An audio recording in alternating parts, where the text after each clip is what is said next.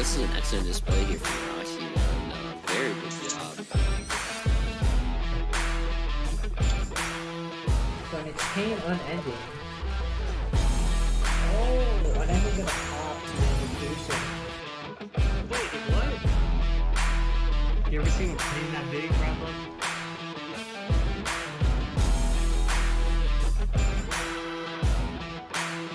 Arcanine Magician? Okay, I haven't seen this one in a while. Ooh la la, Well, my just bits. because I've been told you guys are on a bit of a time limit. How long do you think you've got? No, I have a ton of. So, I told when he asked me yesterday, he didn't tell me what time it would start. So I told him I have something at 1 o'clock Pacific Standard Time, which is in like 4 hours. Okay, cool. All right. Nice. Right, 3, Yeah. 2, 1. Hello, everyone, and welcome to Team Wars Talks. I'm joined today by Luke Tyler and AndyTsang from Bricks and Potatoes, your Team Wars finalists. How are you doing, guys? I'm doing good. How are you? Yeah, good. And Andy? I'm doing pretty good, yeah. Good. Okay. So a bit of a different format for Team Wars Talks this week. Firstly, we've just got Bricks with us today. They are our finalists, so we're going to have some pretty in-depth interviews with them. And then maybe we'll try and talk through some of the things that have happened this season and how we found the meta generally. And then we'll look forward to the final and maybe a potential impact from the new box. I'm actually just here to make sure that Luke doesn't say anything that'll leak stuff. Nice. Yeah, good stuff. Okay, so I've got this on the screen, and that's really misleading. So I'm going to take the match reports down for a second, and we're just going to move a blank screen. Very interesting for our viewers. But I just want to talk about how do you think this season went? Andy, I understand you were considering not playing the season at all. So what's your review of it so far? I don't think I was ever considering not playing at all. I was considering this being my last season. Oh, okay. But it's been a great season. Like not just in terms of how we did, but like playing with my team.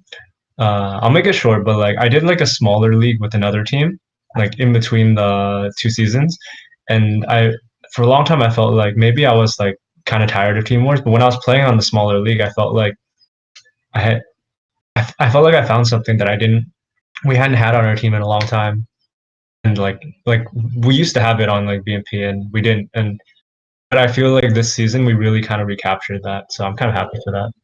That's good.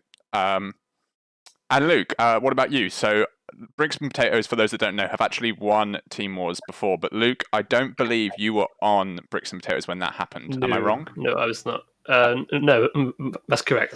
Yeah. So this is your first final? In Team Wars, yeah. Yeah, in Team Wars, of course. There are other leagues that you won not that long ago, but yeah, for Team Wars. So did you think that reaching the finals at the start of the season was a real possibility? I think it's always like a real possibility, but like I feel like that it's just gone well in terms of how the team is like kind of been able to communicate with each other, I guess is the right word for it, and sort of like be able to bounce off each other, that sort of thing. Yeah, that sounds good. Cool. Okay. So yeah, obviously, so far this sounds very one-sided, like there is only one team in the final. But just so you guys know, the other team in the final are Switcheroo from Japan. Unfortunately, we haven't got anyone from Switcheroo with us today, but we definitely will cover off how their season went and yeah, look at their route to the final. But first, I think I'm gonna bring this up. So for those that don't know, Team Wars is a 10-week season followed by a 12-team playoff. So league winners get a bye straight to the top 8, the quarterfinals, and there's a separate power rankings which I'm now bringing up. And yeah, Luke Tyler, who is with us, is top of that. 2 games played, 15-1, 1 lost. Luke, how did you manage that then? A lot of luck. Yeah, it'd be like that sometimes. Oh, so what decks were you using on this for these mad streaks? Oh, I believe 14 of his wins are Invoke Neos. Wow. Okay. Yeah, I think that. Well, regardless of what that says about the format in general, I'm assuming not all of the games were simple, and there were some. Have you got any highlight games in that time? Yes. There was one game I believe against Claw Clan. Where like we had a very blessed top deck of 5 reload into Winder, which then eventually kind of snowballed into playing a game of Canadian Beatdown, and that was a lot of fun. At 100 life. Yeah, 100 life. Nice. That does sound like a lot of fun. And what was your other win with? What was the final deck that got its win? That was Desperado. So yeah, that kind of says it really. Okay. Cool. And the other bricks and potatoes player in there is your new addition. That's Sun. So Sun, for those that don't know, originally came from Destiny Draw, but how did you manage to get him to come over for Team Wars, Andy? Oh, it's actually a really funny story. So like so I didn't poach, like I poached some guys, but I didn't poach him. He was on he left his team, and I saw on Twitter that he's like, oh, like he doesn't know if he's gonna play Team Wars anymore, and he's my friend, so I was like, oh, I hope he's okay or whatever. Then like one day randomly, I think Pero sent me like a Google translated tweet from him that said that he still wants to play, but he doesn't know what team he wants to join. So he's like, so when Pero sent me that, I was like, all right, I'll ask him, and then he wanted to join, so that's how it happened. Yeah. Nice. Yeah. Wow. There you go, guys. For anyone that's not on Twitter, I do want to say, like, we have 2 players in the power rankings. Those are the only 2 players that have played in playoffs for us. Okay. Yeah. As you can see, some teams have got 3 games played, but obviously you guys have only played 2 because you won your group. But yeah, and it's pretty. I would say as well that -1 is pretty close to Luke, and I believe he went 0-2 against you guys, so he was 14-2, so not far off Luke before this one, but obviously got blown out of the water with the rest of the team. Swatch over to Switcheroo for a moment, and they also won their group, so they went straight through and only had to play 2 games. But very interesting, they only have 1 player in the power rankings. That suggests that while you guys have, it's unfair to say heavily reliant when your other players haven't even had the chance to play. But while you have had 2 big hitters, it looks like they've had a bit of a team effort to get there. So yeah, is there anyone in particular on Switcheroo you're looking out for? Or is it just Dorube? I hope I said that right. Dorube? Dorube, yeah. I mean, the whole team is really strong.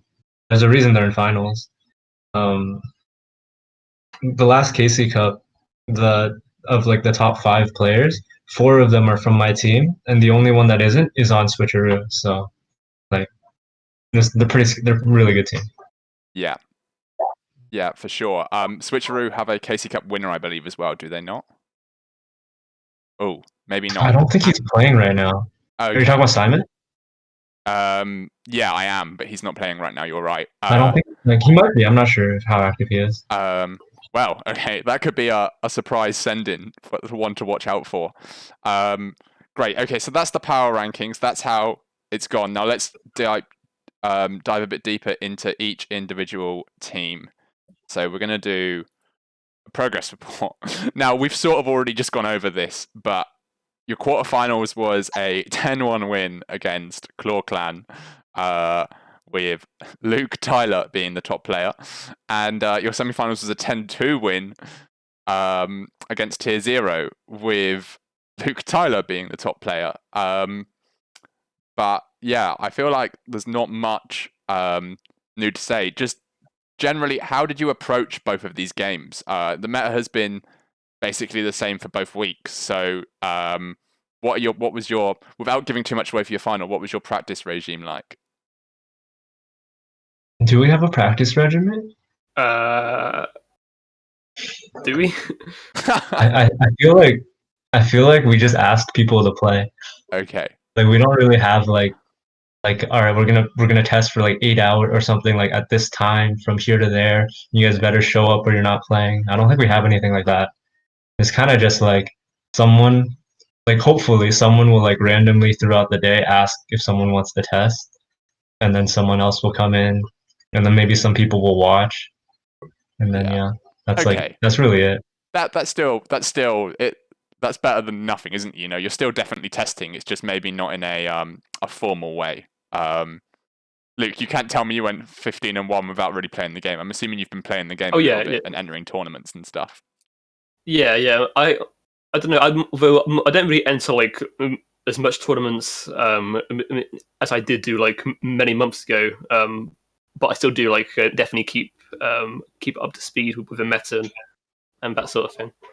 Yeah, for good. And this is a pretty good record now you're looking at. But has Team Wars always been this easy for you, or have you had some seasons where it's been a bit harder?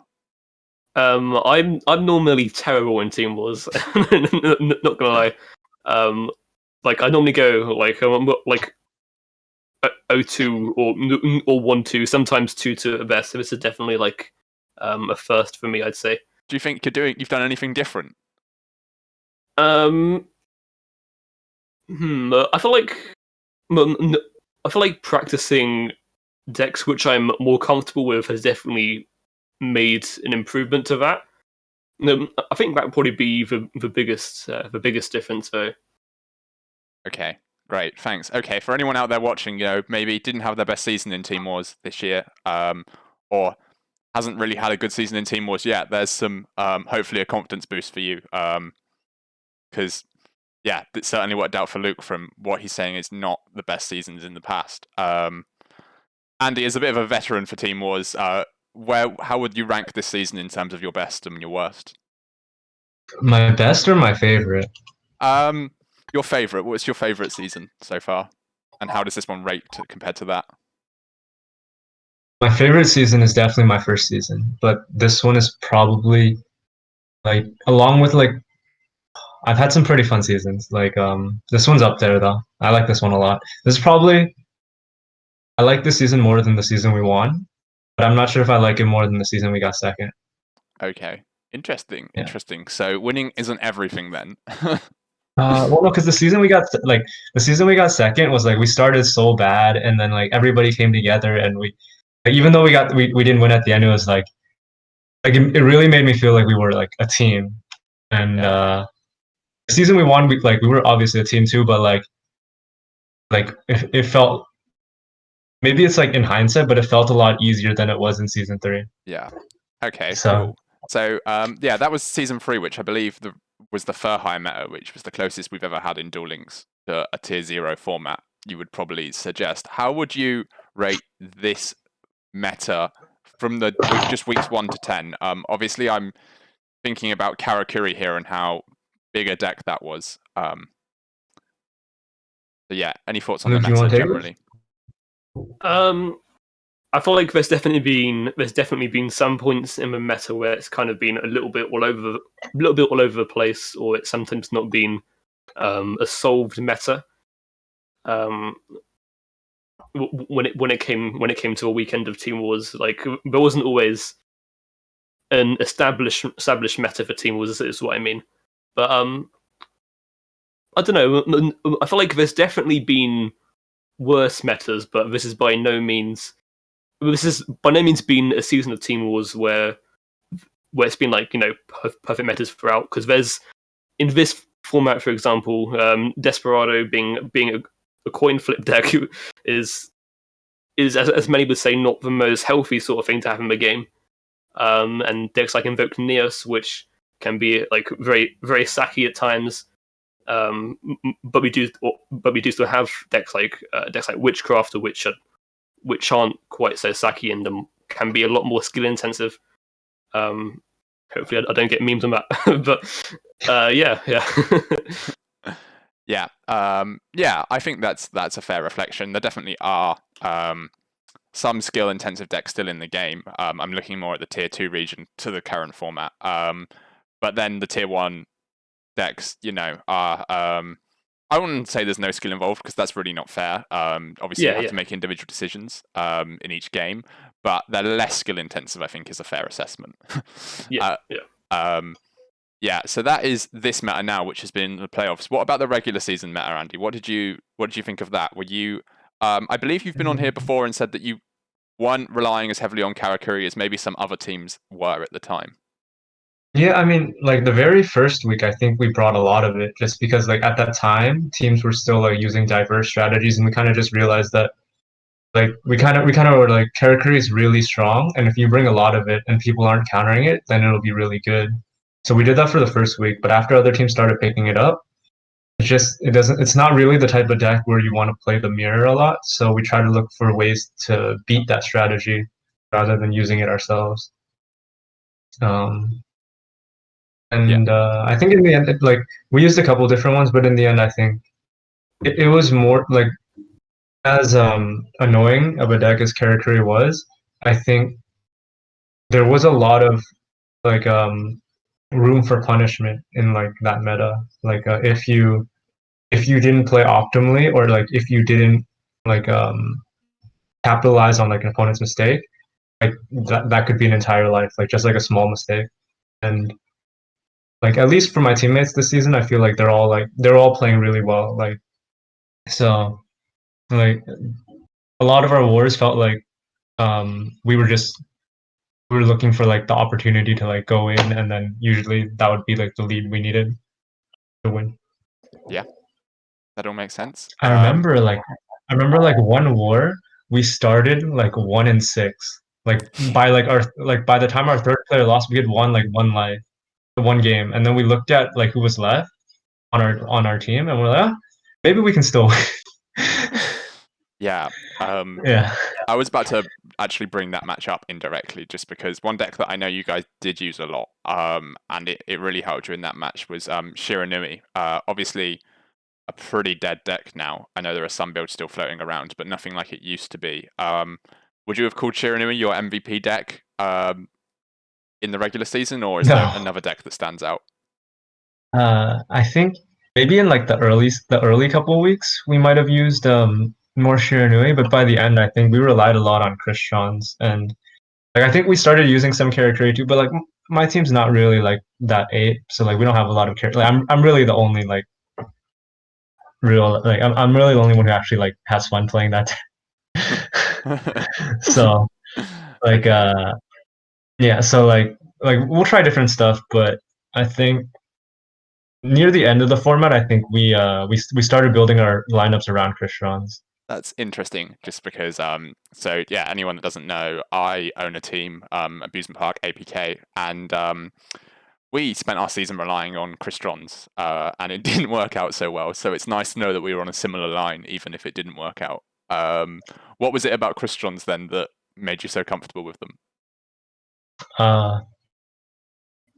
People played really bad versus them. Like, yeah, that was probably it. I think that is a fair enough rationale. To be honest, in Duel Links in general, I think that lots of decks that end up doing well in KC Cups are decks that it's easy to play badly against. I'm thinking of Megaliths here in previous ones, but there are lots of decks that, yeah, maybe they become a tier or so better just because of people's inability to read. I don't know if that's entirely unfair, but I think it's more so like when you play against these type of so if you play like a deck that's more linear, like Karakuri and like Cyber Dragon or like Black Wings, and you play like those type of matchups, it's very like obvious like what you can do, what they can do. But when you play against combo decks or even control decks that have like multiple back rows with different delays, it's really like there's a lot of room for like small mistakes and like whether or not you can catch things that and looking for opportunities. And I think that's kind of what makes that's kind of what turned us off from Karakuri, the fact that if our opponent messed up, we might not be able to do anything about it with a Karakuri deck, right? But with a Shiranui or a Krishnan deck, if your opponent messes up, you can you could win the game that turn, or you could put them in a position to lose right off the bat. Yeah, that makes sense. Karakuri was quite linear in its playstyle. I think that's a fair thing to say. So yeah, definitely other ways to punish other decks. Good stuff. Okay. So we've talked about Brix's journey here for a little bit. So I'm just going to show you the playoff bracket for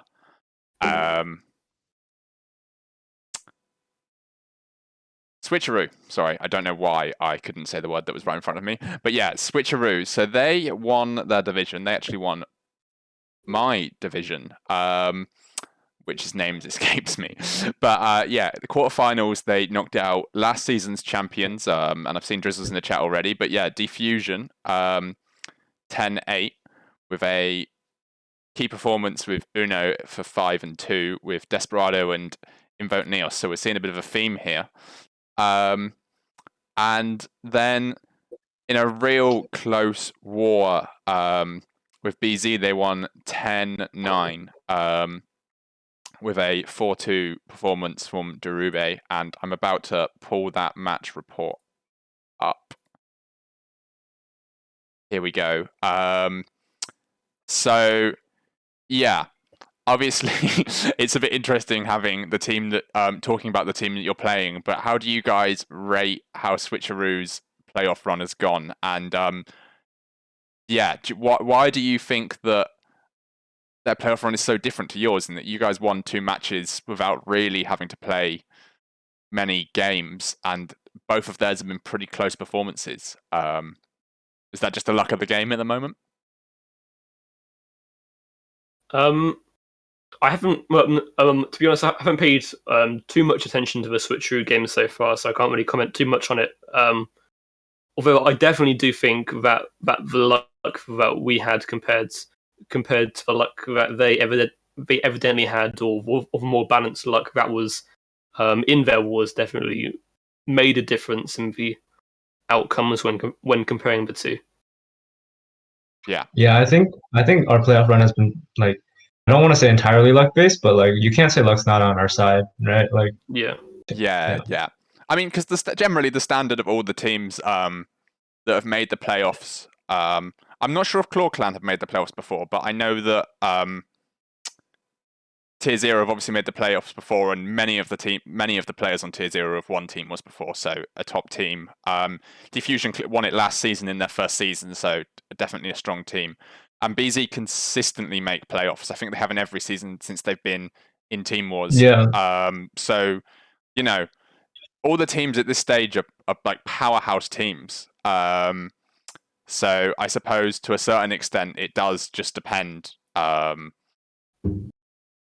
Small mistakes can be punished, but it's also some luck's going to be involved at that higher caliber of player, isn't it? Yeah. So it's the thing I was talking about, punishing mistakes. It definitely works in the regular season when you play against strong teams and weak teams. But I think maybe not for top 8, but at least 100% for top 4. There's no weak teams left, right? Yeah. Or there's no weak players left. So you trying to find an opening that way is not. It's not as feasible.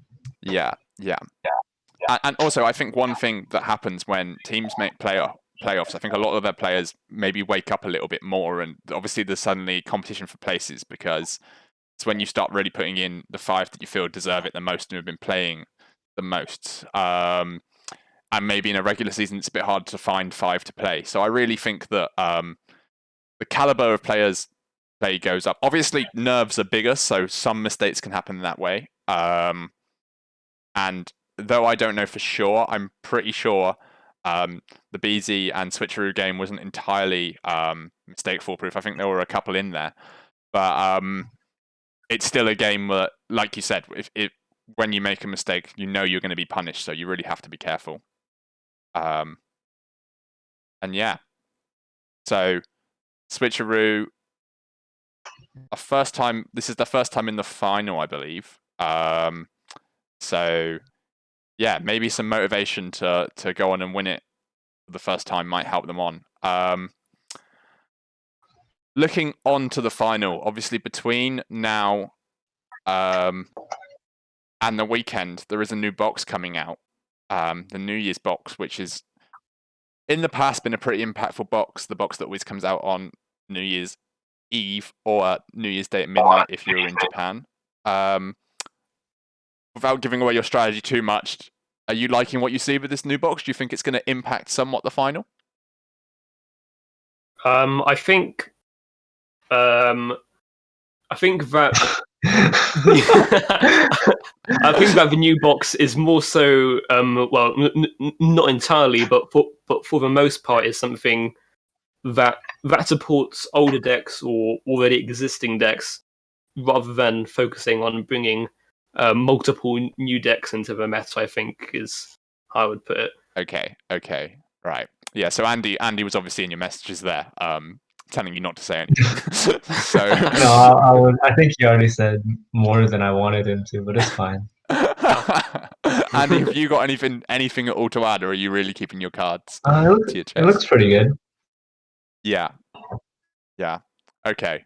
Well, as someone that doesn't have any skin attached to the final, then I can talk about it a little bit more, maybe, and say that it definitely looks like Noble Knights, a deck that are already sort of in the tier 2 bracket. You know, they've been winning some tournaments and they've had some play in Team Woods, as you can see. Luca started off 2-1 with them in this match. They're definitely going to get stronger with their rank 4 exceed, and then there's another deck in Heretics, and Star Surf, is it called? Some of the other cards that look like Star Surf? Yeah. Those are the things that could potentially make an impact, but yeah, it's notoriously hard to predict these things exactly before they come out. I think everyone probably looks back in disgust at a prediction they've made at what is going to be or not going to be meta that completely turned out differently.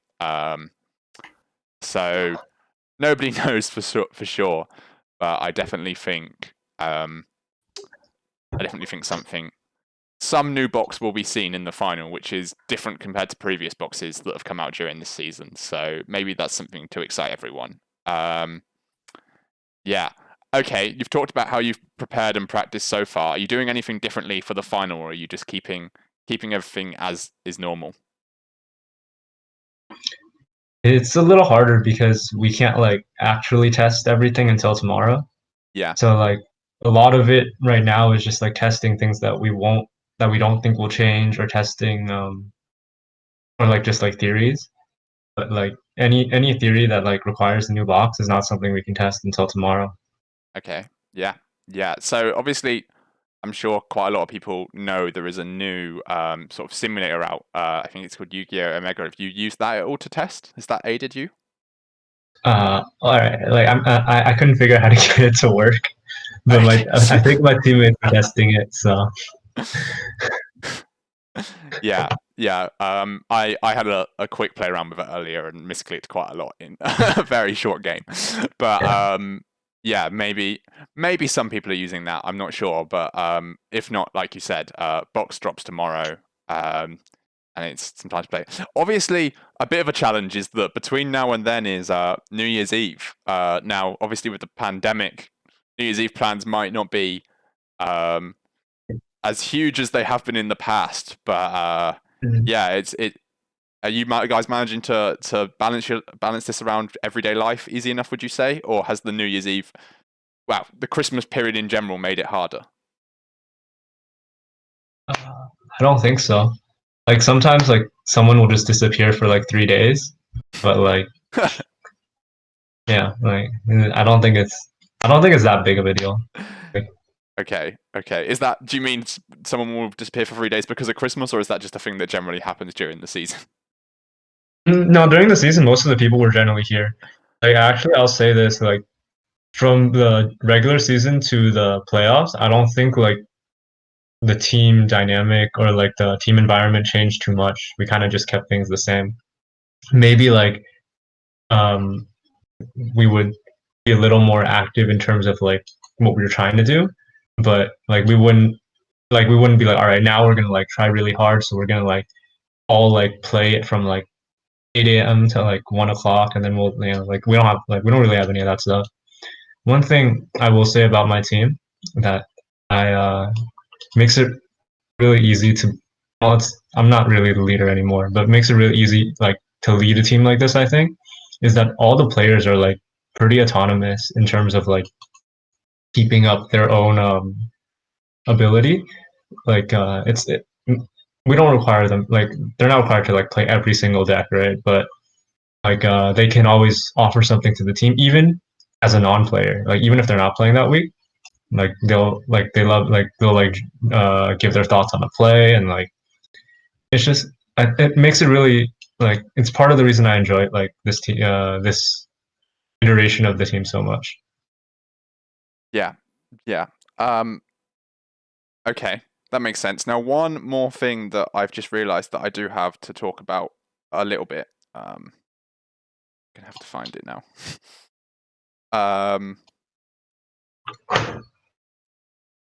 Is that you did play? Oh, I'm not gonna be able to find it. That's great.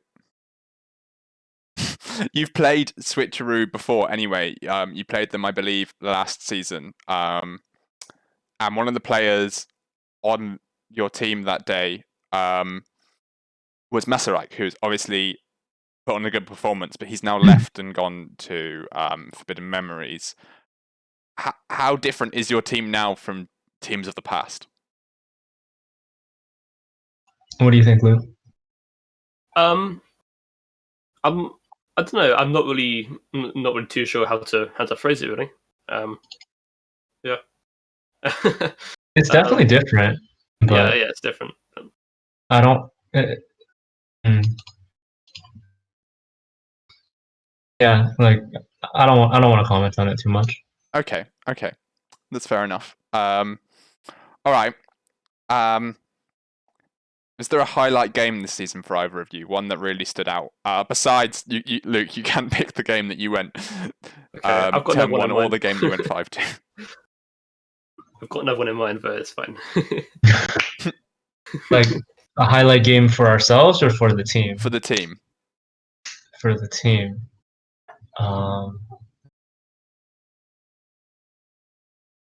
For the team, I think the like the 1-6 is probably like the coolest one. For myself, I think like week 1 was really funny because like there was a point when we were down like 8-6, and then I came in with like full power Karakuri, and then I won 3 games, and then in the last game, I'm playing and I have like I'm playing against Witchcrafter. I open like pretty good, but he like full grasses me, and like I have like so I kind of like I'm supposed to lose, but I decide that I can try to deck him out. And so on his last turn, before he decks out, so he has no cards in deck, he black roses me, and I have nothing to stop it. So I'm just like, dang, I lose. I'm at 26. So then he black rose resolves. I have nothing, and then he goes like normal summon Patori, collaboration Patori, and then unveiling Genny, and then I'm looking at like his field. I'm like, that's not game. So he ended up not being able to kill me that turn. So then I decked him out. Oh well, okay. Yeah, deck out wins are always pretty satisfying. So that does sound like a highlight. There's been a setback this season. What anything that I don't know, a particular week that you really didn't do so well? I mean, our worst war was against SEM, and I don't remember specifically what happened anymore, but like I remember at the time it was like a learning experience. Like there was like afterwards, like it wasn't like a technical play thing. I think most of our mistakes this season were lineup problems or like preparation problems, like during the actual wars, like misplays were like probably I could probably remember all of our misplays throughout the season just because of like how like just because of like either how impactful they were or like how few there were, right? So it's more so just that like a lot of the things we learned through our like closer wars and our losses were just like preparation things and like how we could have accounted for something or prepared for something else. Yeah. Yeah, that makes sense. Even like last week, I think like earlier we were just talking, and I realized something about like even the war that like we won 10-2. It was like, oh, like we could have used this deck instead like, in the lineup, and it probably would have been a lot better. You know, like it's like it would require less luck, right? Yeah, yeah. Yeah, of course. I mean, I think one of the misconceptions when a team wins by a score like 10-2 is that obviously they had like an amazing lineup or something like that. Obviously, if you lose one of those early games, then the entire path of the war can change. So, yeah. But it definitely is helpful winning by that much because it means that Switcheroo don't really have previous lineups to go on. Whereas you have got their lineups in full, so that maybe is a slight edge going into this, though. That can be used against you too if they completely switch what they're doing. Yeah, and there's like a new box, so like anything can happen. Yeah, exactly. Yeah. It would be nice if the format, in a weird way, it would be nice if the format doesn't change too much, just because it feels a bit weird. The format changing in the final, you want it to be reflective of somewhat of how the season is gone. I know the meta is obviously very different to how the season started, but it's been the same throughout playoffs, roughly. So the season we won, actually, there was like a brand new ban list right before playoffs, right before finals, and they killed off. Basically, like at that time, Dark Lord was like the best deck, like by far, and all of our like we had like 4 or 5 players that were like insane Dark Lord players. Like 2 of them were had like gotten top 3 in the KC Cup, and then the other 2 were like they didn't play the KC Cup, but they were like the testing partners for those people, right? So like they were really good too. And then for finals, they basically killed off they killed off that iteration of Dark Lord, so it became really like it did feel like we kind of lost our edge, but we still ended up winning it by like making like the right meta calls, I guess, throughout the week. Yeah, I guess there is a certain level of skill in reacting to a new meta. So it is a nice thing to challenge a team in that way. It's just at the same time, it's nice to judge something on the season as a whole. So one that goes both ways for sure. One more question. I ask pretty much every single team that this one. Voice chat in Discord or any other forms, I suppose. Is that something that you guys use and like, or is it something that you struggle with?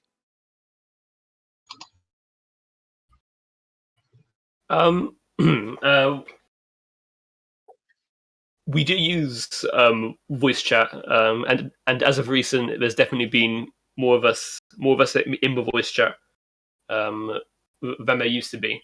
Like I believe it used to be just like about 3 or 4 of us, but now there's like a pretty nice handful of people, and it doesn't really get out of control either. It's it's pretty chill, and it does help as well. So yeah. Good. And is that a voice chat something you've always used, Andy, or No. I don't even think we used it at all until like last season, and then this season we like. I think last season was when we even like started using it like even a little bit. Before that, like I don't think we ever used it, just because like yeah, I like for me and I think for Gift as well. We're not really players that like heavily rely on someone else's line, like someone else's thoughts. Not that like it doesn't help, but like I play really aggressive, right? Like if someone tells me to play passive, it's really hard. And then like Gift is like really methodical too. So like because like the 2 of us like in like at that time in our leadership positions don't really enforce voice chat, we didn't really do it. But like this season, like we don't force people to come, but like we're like, hey, like I'll be in voice chat, like just like that, like type of like initiation. It's like I'll be in voice chat, like join if you want. It's like it's a lot more encouraging to others, right? Yeah. Yeah. Yeah, I'm sorry, Luke. Just looking at Luke in the chat, yeah, Andy's saying I need players to tell me how to play. Yeah, I don't know. I always ask just because I think it's a very interesting one. I personally really dislike voice chat. My team certainly still uses it, but I'm not very good in it. I think a really interesting thing for voice chat is if you watch people stream and try and talk through their plays as they're playing, then they make people on stream make really frequent misplays, and I kind of feel voice chat is quite similar to that. And you have to explain your rationale, and sometimes it's easier just to do it. So, but also if you can master voice chat, it definitely is a help because you can have deck experts that aren't even playing see a really hard to see play. So, well, like for example, right? Like I know we don't usually bring it up, but like Clan Wars is like a totally different format. And like we'll be in voice chat for that too, but it's not like we can coach each other in Clan Wars because we're playing our own games, right? But we can still use voice chat like when we're not certain, we're like, hey, this is kind of the board state right now. I'm thinking of doing this. What do you guys think, right? And then like they can kind of give you like their quick thoughts, and then something like that is like I think really helpful. It's like having because like before like we would do it too, but like you have to like type it out, and like I play on mobile, so like I can't if I don't have my computer next to me, then I can't do it. Yeah. I definitely think that the way the voice chat is used between Clan Wars and Team Wars is pretty different as well. Because with Clan Wars, it's more of a support mechanism, you know, just like cheering your friends on. Whereas Team Wars with screen sharing, you can essentially have someone not on the roster playing the game, can't you? Just talking through voice chat. Obviously, you still need that person to you still need someone that's actively like clicking the buttons or using their phone or whatever. But it's a different dynamic. It can be like you're playing 5 players at once sometimes in Team Wars, and that's something that doesn't happen in Clan Wars. But obviously, there's the too many cooks in the kitchen argument, and I definitely think that there is a limit to how many people can effectively use voice chat. So it's sometimes when someone just like, all right, everybody shut up, unless yeah. I'm sure quite a lot of people have got funny stories about how 7 people were talking at once and then someone just shut everyone up and did what they did. But it's it's definitely an interesting to hear that it's something you've started incorporating, but only recently. And it's generally interesting because most teams say they use it in some description, but it varies a lot how much and for how long they've been using it. Okay, I don't think there's a huge amount more to cover, apart from to wish you and Switcheroo good luck for the finals. Is there any final thoughts that you've got or anything you want to say?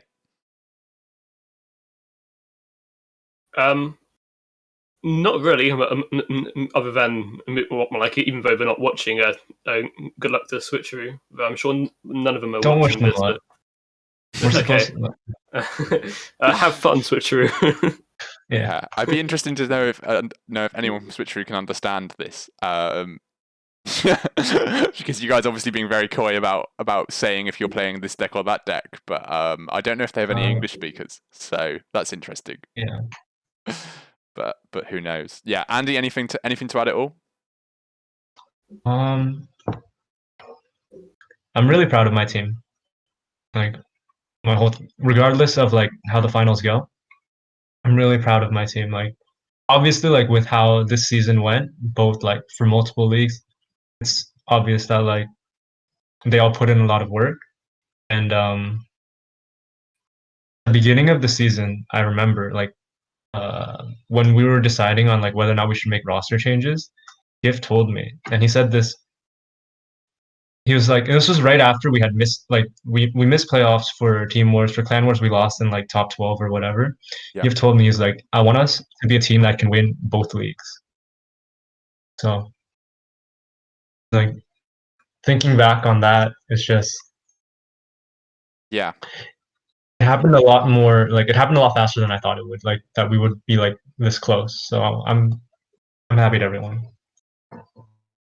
Yeah, that is interesting. That is something that we haven't really picked up on. But yeah, despite the fact that you did very much beat us in the final week of last season, you didn't beat us by my team by enough to make playoffs, and yeah, obviously Clan Wars didn't quite go to plan.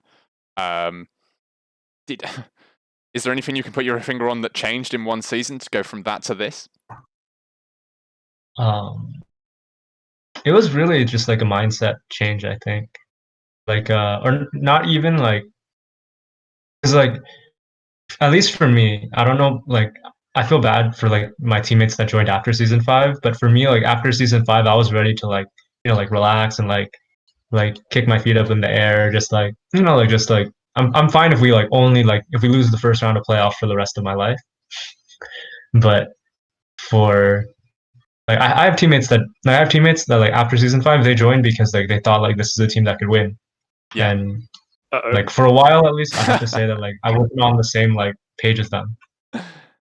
And I think this season for sure, like I definitely played a lot more this season than I have like in previous seasons, or at least like I've been a lot more active like in terms of like testing, in terms of like just like being around and like giving my opinions. Because there's been seasons I took like 3 weeks off to like play Pokemon or something. Yeah. But yeah. Would you say that reaching Worlds and going to Worlds, did that impact, and obviously winning, I suppose as well, winning Team Wars and winning everything like that, did that impact your motivation to play the game because you'd already achieved quite a lot?